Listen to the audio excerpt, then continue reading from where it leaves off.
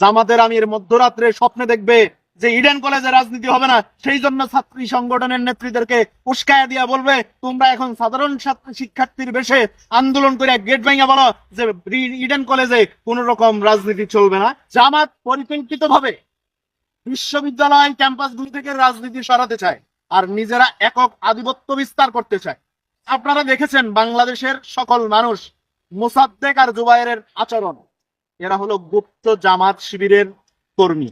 এরা নাম ধারণ করে ভিন্ন সংগঠনের, কিন্তু বাস্তবতা এক এবং অভিন্ন। মব ক্রিয়েট করার মাস্টার মাইন্ড কারা? ঢাকার ভিতরে মোসাদ্দেক এবং জুবায়ের, এবং আরেকটা আছে আম্বার নাহি খাম্বা, বড় বড় লম্বা লম্বা চুল, এই বদমাইশটা। এরা মব ক্রিয়েট করে। গতকালকে মধ্যরাতে কেন আপনারা হলে রাজনীতি নিষিদ্ধের জন্য তালা ভাঙ্গা বের হন? দিনের বেলায় কি করছেন?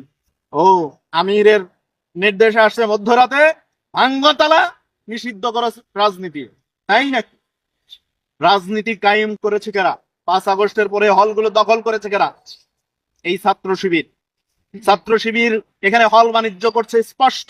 বিপি নির্বাচিত হওয়ার পরে সাদেক কায়ুম আওয়ামী লীগের যারা ছিল তাদেরকেও এখানে সিটের ব্যবস্থা করে দিয়েছে।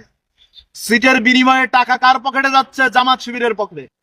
কার পকেটে যাচ্ছে? সাদেক কায়ুমদের পকেটে।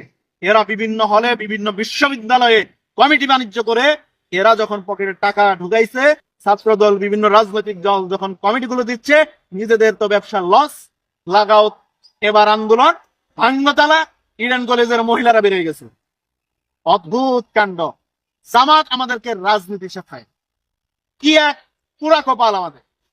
জামাত আমাদেরকে রাজনীতি শেখায়। তাদের কথায় ক্যাম্পাসে রাজনীতি হবে, নইলে হবে না। ক্যাম্পাসে রাজনীতি করলে সভ্যভাবে রাজনীতি করা যায়। জামাতের ছাত্র শিবিরের অসভ্যতা মিলিয়ে কখনোই রাজনীতি হয় না।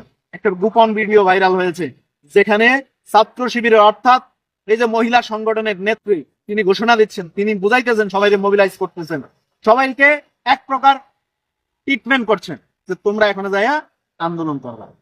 আর যখন এগুলা ভিডিও করতে গেছে আমাদের সাংবাদিক ভাইয়েরা নিচে থেকে মোবাইল গুলা কাইরা নিছে, করছে না?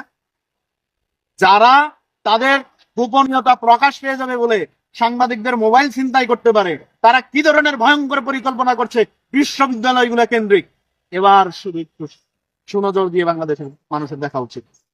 না হলে এরা ভয়ঙ্কর পরিকল্পনা করে বিশ্ববিদ্যালয়গুলোকে পুঞ্জীভূত করে সামনের দিনে এক ভয়ঙ্কর পরিস্থিতির দিকে ঠেলে দিবে।